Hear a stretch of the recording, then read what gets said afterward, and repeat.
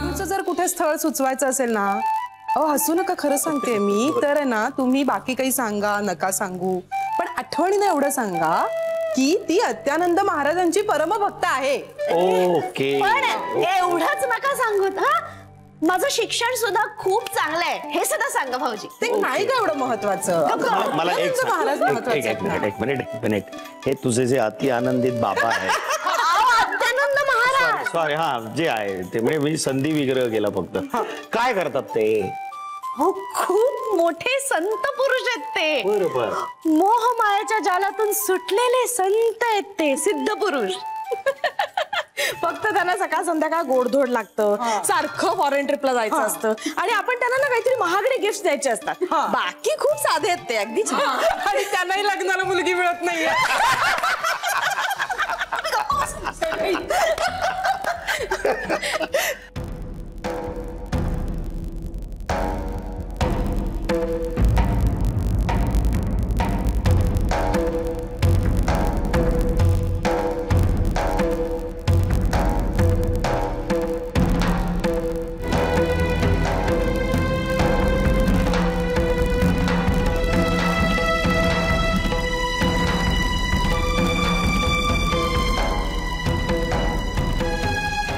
श्री ये बस.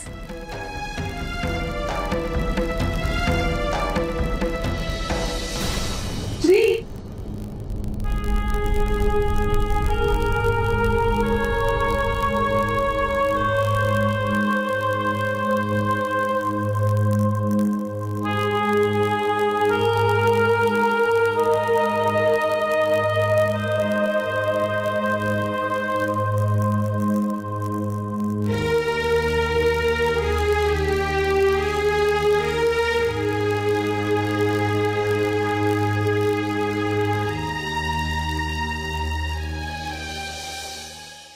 चूक झाली माझी. राग आला होता मला सगळ्यांचा. जे मूल जन्माला आलंच नाही त्याच्याबद्दल सगळे विचार करत होते, पण समोर उभ्या असलेल्या ध्येयानं झपाटलेल्या माणसाचा कोणीच विचार करत नव्हता. तुला जवळ करण्यासाठी सगळे मला नाकारत होते, हे माझ्यानं सहन झालं नाही रे. जी माणसं आपल्याला समजूनच घेत नाहीत त्यांच्यासाठी आपण आपलं भविष्य का बदलायचं? मान्य आहे तुझे प्रश्न, तुझे सगळे आरोप, सगळं स्वीकार करतो. फक्त एक गोष्ट सोडून. कुठली? मला हे घर सोडता येणार नाही. श्री, विचार करणं वेगळं आणि विचार घेणं वेगळं. तू सगळ्यांचा विचार करतोयस पण कुणाचं म्हणणं विचारात घेत नाहीयेस. फरक तिथं आहे. मला रमाकांत इथं राहायला हवाय. आई आहे मी त्याची. किती काळ राग धरू? मुलाला पश्चाताप झाला असेल तर त्याची चूक पोटात घेणं हे माझं कर्तव्य आहे. माझ्यासाठी नाही, पण आता इतक्या वर्षांनी तरी निदान श्रीला वडिलांचा सहवास मिळावा असं वाटतंय मला. म्हणून मला हे इथे राहायला हवेत. माझ्यामुळे इतका त्रास होऊन सुद्धा या घराने इतक्या प्रेमाने जवळ केलं मला, तेव्हा आता दादालाही ती संधी मिळायला हवी असं माझं मत आहे. श्री, मला असं वाटतं की जे झालं ते झालं. आता जर दादाच्या येण्याने नर्मदा वहिनीला बरं वाटणार असेल ना, तर मला तेच होऊन हवंय. आईंनी आणि वहिनींनी खूप कठीण काळ बघितलाय आणि आता जर त्यांच्या मनासारखं होत असेल तर मी त्यांच्या शब्दाबाहेर नाही. आपला नवरा आपल्या बरोबर आहे ह्या भावनेने फार सुरक्षित वाटतं रे. राहू दे ना भाऊजींना इथेच. मी आई आणि ताईच्या विरोधात कशी जाऊ? आज त्यांच्यामुळे मी इथे आहे. श्री, तुझं कुटुंब तुझी प्रायोरिटी आहे असं म्हणतोस ना तू. मग आता जर सगळ्यांनाच ते हवे असतील तर? सगळ्यांमध्ये तूही येतेस जान्हवी. हो, म्हणजे मीही या कुटुंबाचा भाग आहे. म्हणजे तुलाही हेच हवंय? हो.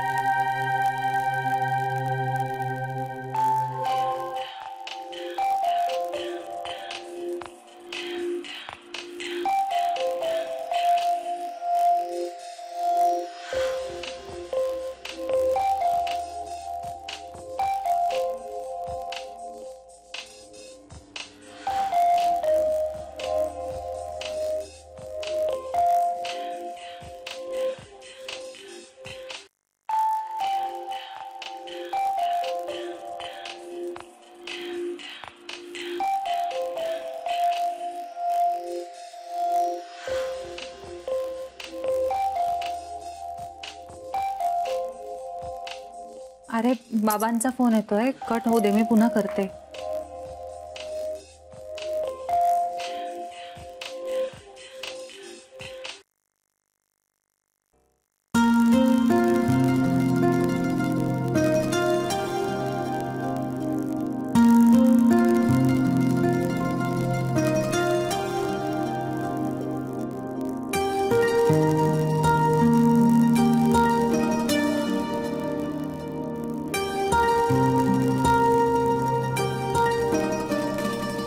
हा बाबा, अहो फोन पर्समध्ये होता, कळलाच नाही वाजलेला. हा बोला ना. काय? Okay okay. पण त्या औषधांचा उपयोग होतोय ना नीट? बरं. आणि मुख्य म्हणजे त्याचा साईड इफेक्ट नाहीये कुठलाही, त्यामुळे कंटिन्यू करायला काहीच हरकत नाही. बरं मला सांगा, पिंट्या आणून देईल ना औषध का मी घेऊन येऊ? ठीक आहे, चालेल. आणि काळजी घ्या बाबा, मला कळवा. हो.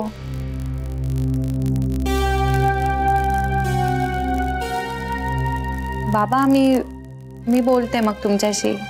हा, चला काळजी घ्या.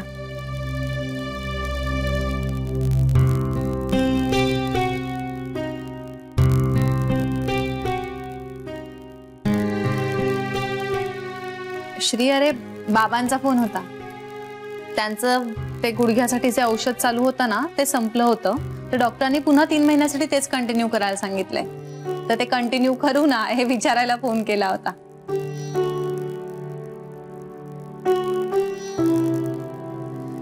माझ्या बाबांचं ना असंच आहे, म्हणजे अगदी लहानपणापासून एखाद्या गोष्टीसाठी ते माझ्याशी बोलले ना की मग त्यांना बरं वाटतं. आता डॉक्टरांनी त्यांना हे औषध कंटिन्यू करायला सांगितलंय, म्हटल्यावर मी नाही म्हणण्याचा प्रश्नच येत नाही. पण तरी एकदा माझ्याशी बोलले ना की त्यांना बरं वाटतं. लहानपणापासून असंच होत आलंय. एखादा नवीन शर्ट पीस मिळाला की जानू याचा शर्ट शिवून घेऊ का ग, किंवा जर भिंतींना ओल आली तर जानू भिंतींचं काम करायचं का ग, इथपासून पिंट्या नापास झाला तर पिंट्याला पुढे शिकवायचं का, इथपर्यंत सगळं मलाच विचारतात ते. विचारे पायाच्या दुखण्याने ना बेजार झालेत अगदी.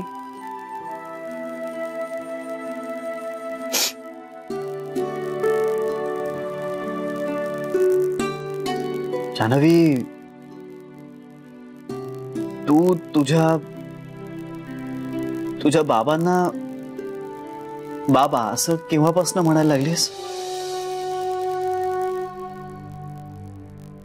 अरे असं कसं सांगता येईल, म्हणजे बाबा हा शब्द उच्चारता यायला लागला तेव्हापासून. राईट. म्हणजे तुमचं नातं किती जुनं, किती घट्ट आहे नाही? खूप खोलवर रुजलंय. इतकं की ते नातं केव्हापासून सुरू झालं हेही आठवत नाहीये तुम्हाला. इतका सहवास लाभलाय तुम्हाला.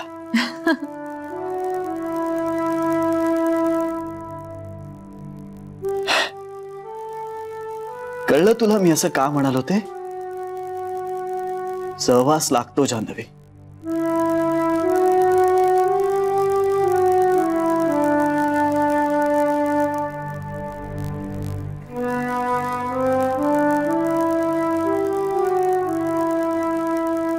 नाही, मला कोणाची सहानुभूती नकोय. मी ठीक आहे. बापाशिवाय वाढलो असलो तरी ठीक आहे मी.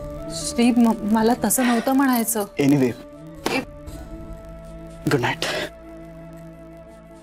श्री,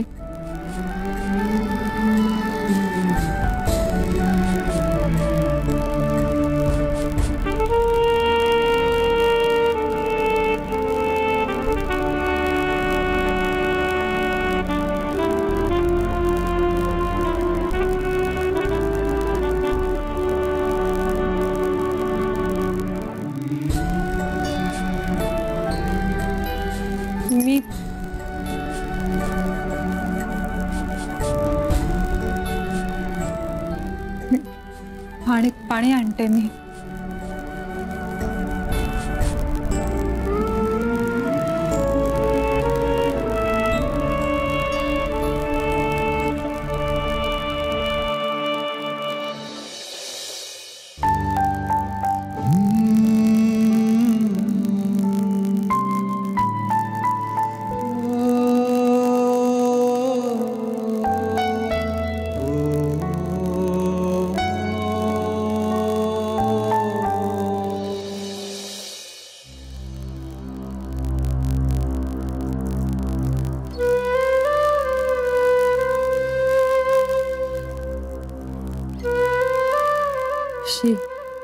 डोकंच चालेन असं झालंय. किती विचित्र परिस्थिती झाली आहे. श्री किती कठीण अवस्थेतून जातोय. कोंडी होते सगळ्यांचीच. बरोबर नॉर्मल वागतायत सगळे, पण वडील आणि मुलाच्या इतक्या सुंदर नात्यात एका कोणाची तरी बाजू घ्यायला लागणं, हे दुर्दैव का आलं असेल यांच्या वाट्याला. श्रीची खूप काळजी वाटते. एक भिंत बांधली गेली आहे त्याच्या भोवती. तो आत घुसमटतोय आणि मी बाहेर. त्याला यातून कसं बाहेर काढावं तेच कळत नाहीये. परमेश्वरा, माझ्या श्रीला शक्ती दे रे.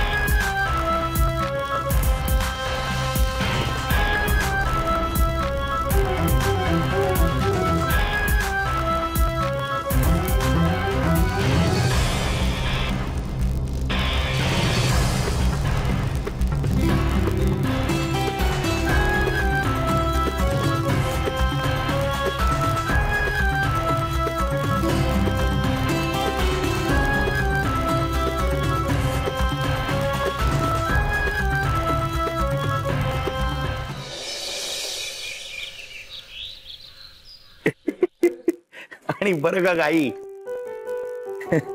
त्या अमेरिकननं विचारलं, yes tell me one thing, तुमच्या या भारतीय स्त्रियांच्या कपाळावर हा लाल स्पॉट कसला असतो रे? माझ्या मित्रानं उत्तर दिलं, हसबंड काय करतो, काय बोलतो हे दिवसभर रेकॉर्डिंग करण्याचं बटन असतं म्हणे.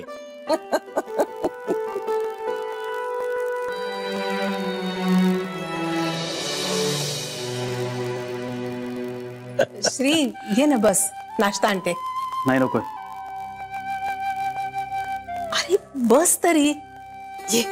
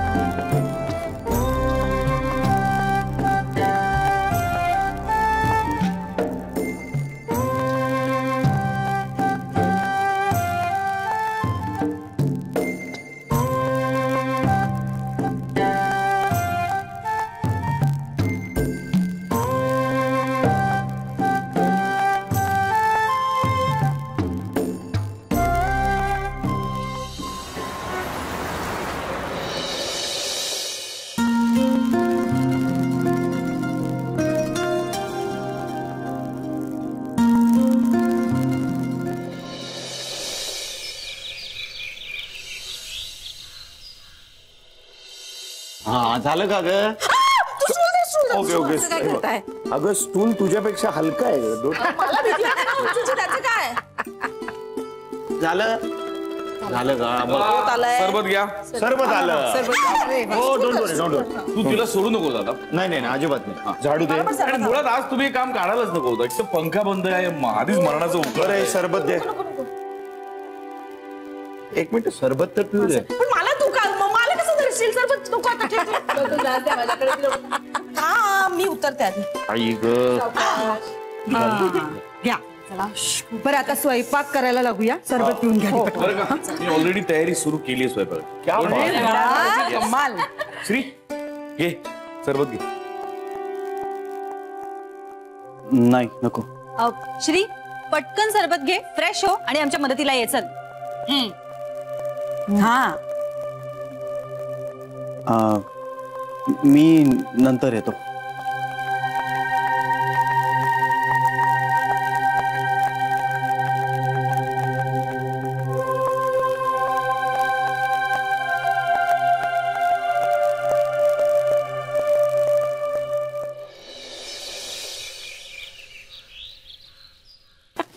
बेबी चहा.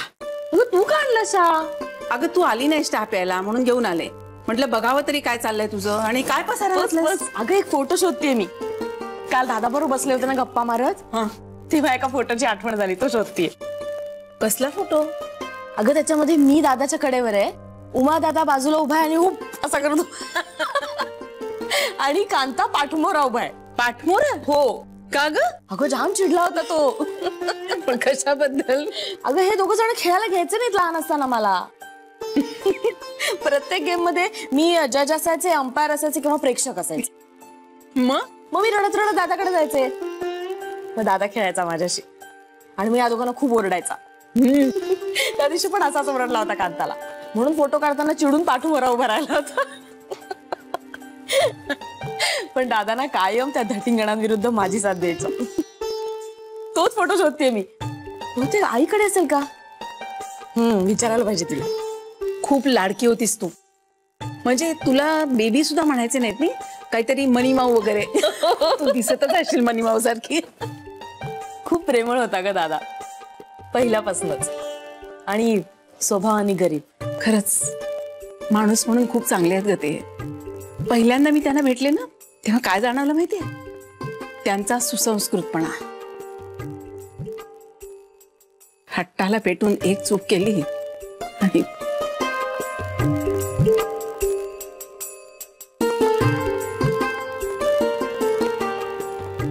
वहिनी तू समजाव ना श्रीला. काय समजावू बेबी? दादा आज चाललाय. माहितीये, पण तू बघतेस ना कसा आणि काय विचार करतोय श्री. कसं समजावू त्याला? पण दादा गेलेला चालणार आहे का तुला? माझ्या हातात कधी काय होतं बेबी, जे आता काही असेल. हे बघ वहिनी, आत्ता आम्हा सगळ्यांपेक्षा तू श्रीशी बोलणं गरजेचं आहे. काही मार्ग निघाला ना तर त्यातनं निघेल. भीती वाटते ग बेबी.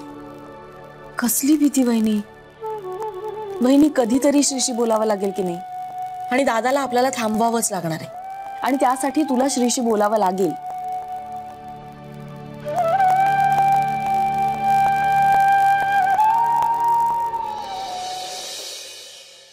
अरे श्री उठलास तू? मी चहा आणू तुझ्यासाठी? नको.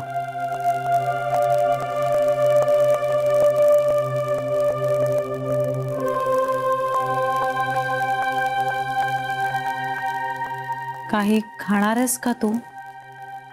रात्री काही नीट खाल्लं नव्हतंस. श्री झोपलाही नाहीयेस रात्री नीट. थोडंसं काहीतरी खाशील, मी घेऊन येते पटकन. जानवी, ते आय मीन आरजी खरंच चाललेत का आज? हो. तुझं गेल्या काही दिवसातलं त्यांच्याबद्दलचं जजमेंट काय? जजमेंट? हा, म्हणजे एकंदरच तुला ते माणूस म्हणून कसे वाटले? म्हणजे त्यांचा वावर, त्यांचं वागणं, एकंदरच तुला ते कसे वाटले?